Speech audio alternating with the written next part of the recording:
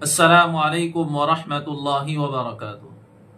موجودہ زمانے میں دین کی طرف سے بے توجہی اور بے التفاتی، اسلامی احکام سے دوری اس قدر عام ہو چکی ہے کہ ان کے بیان کی ضرورت نہیں ہے، ہر آدمی اس سے واقف ہے۔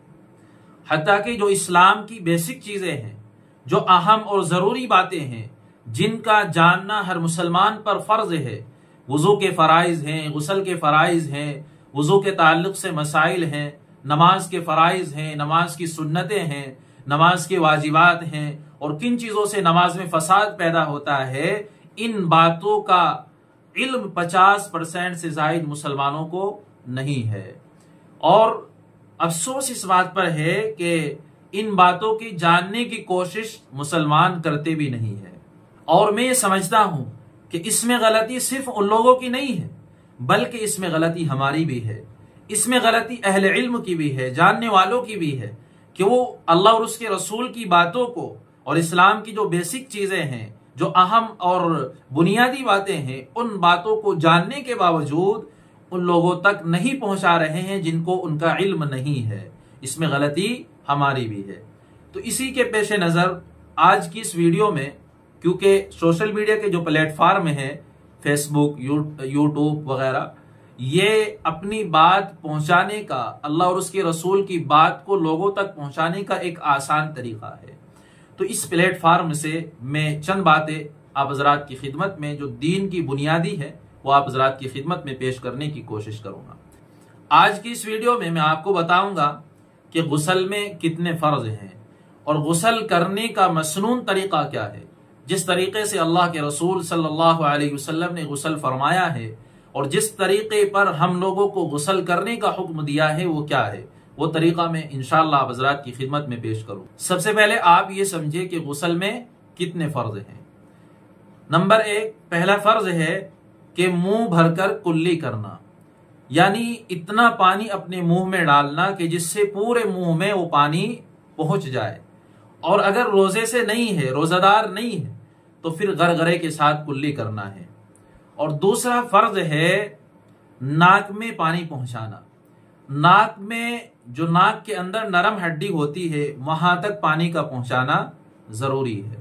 تیسرا فرض ہے اپنے پورے بدن پر پانی بہانا، سر سے لے کر کے پاؤں تک پانی بہانا، اور یہ پانی اس طریقے سے بہانا ہے کہ بدن کا کوئی بھی حصہ خشک نہ رہنے پائے۔ اگر بدن کا کوئی بھی حصہ یا بدن کے کسی بھی حصے سے بال کے برابر خشک رہ گیا تو آپ کا غسل نہیں ہوگا۔ اس لیے پانی جب بہائے اپنے بدن پر تو سارے بدن کو تر کرنا ہے، سارے بدن پر پانی بہانا ہے۔ یہ اگر آدمی ان تین چیزوں پر عمل کرتا ہے اور ان تینوں فرائض پر عمل کرتا ہے تو اس کا غسل ہو جائے گا۔ لیکن غسل کرنے کا مسنون طریقہ کیا ہے؟ اللہ کے نبی صلی اللہ علیہ وسلم نے جس طریقے سے غسل کیا ہے وہ طریقہ کیا ہے، وہ میں آپ حضرات کی خدمت میں پیش کرتا ہوں، اس کو ذرا غور سے سننا۔ سب سے پہلے ہمیں اپنے دونوں ہاتھوں کو، یہ جو ہمارے دونوں ہاتھ ہے، 3 مرتبہ ہمیں یہاں گٹوں تک ان کو دھونا ہے، 3 مرتبہ اپنے دونوں ہاتھوں کو دھونا ہے۔ اس کے ساتھ ساتھ جو استنجا کی جگہ ہوتی ہے، ہماری جو شرمگاہ ہے، چھوٹی شرمگاہ ہو یا بڑی شرمگاہ، دونوں شرمگاہ کے استنجے کی جگہ کو ہمیں دھونا ہے۔ یہ بات یاد رکھنی ہے، ہمارے ہاتھوں پر چاہے نجاست لگی ہو یا نہ لگی ہو، ہمارے استنجے کی جگہ پر چاہے نجاست لگی ہو یا نہ لگی ہو، ہر حال میں ہمیں دونوں ہاتھوں کو دھونا ہے اور اپنے استنجے کی جگہ کو دھونا ہے۔ دوسرا کام کرنا ہے کہ جو ہمارے بدن کے کسی بھی حصے پر نجاست حقیقیہ لگی ہوئی ہو، اس کو صاف کرنا ہے، اس کو دور کرنا ہے، اس کو دھونا ہے۔ جب ہم نجاست حقیقیہ کو صاف کریں گے، دھوئیں گے، اس کے بعد بھی پھر ہم اپنے ہاتھوں کو ایک مرتبہ اور دھو لیں۔ تیسرا کام کرنا ہے، ہمیں مسنون طریقے سے وضو کرنا ہے۔ جس طریقے سے وضو کرنے کا سنت طریقہ ہے تو ہمیں اس طریقے سے وضو کرنا ہے۔ یہاں یہ بات یاد رکھے کہ جب وضو کرے، اگر کوئی آدمی وضو کر رہا ہے نہاتے وقت اور وہ ایسی جگہ بیٹھ کر وضو کر رہا ہے جو اونچی جگہ ہے، یا ایسی جگہ پر وضو کر رہا ہے جہاں پانی جمع نہیں ہوتا ہے، پانی نہیں رکتا ہے، پانی جیسے ہی بدن پہ آدمی ڈالتا ہے اور وہ زمین پر گرتا ہے، پانی بہا جاتا ہے، پانی وہاں نہیں رکتا ہے، تو اگر ایسی جگہ پر وہ غسل کر رہا ہے پھر تو اس کو ساتھ میں اپنے پاؤں بھی دھل لینا چاہیے۔ اگر ایسی جگہ پر غسل کر رہا ہے کہ اونچی جگہ پر نہیں کر رہا، اسی طریقے سے کہیں ایسی جگہ پر کر رہا ہے کہ پانی وہاں رکتا ہے، جم جاتا ہے، اکٹھا ہوتا ہے، تو ایسی جگہ پر ہمیں چاہیے کہ اپنے پاؤں کو نہ دھلے، بلکہ جب غسل سے فارغ ہو جائے اس جگہ سے ہٹ کر پھر آدمی اپنے پاؤں کو دھلے۔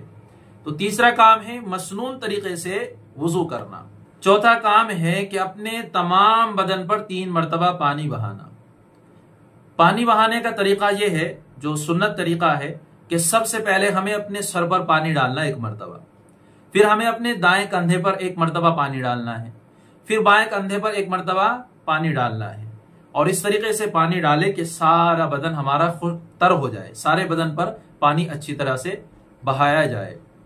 پھر جب 1 مرتبہ پانی بہا لے اس طریقے سے کہ پہلے سر پر، پھر دائیں کندھے پر، پھر بائیں کندھے پر، پھر اس کے بعد ہمیں اپنے سارے بدن کو ملنا ہے اچھی طرح سے۔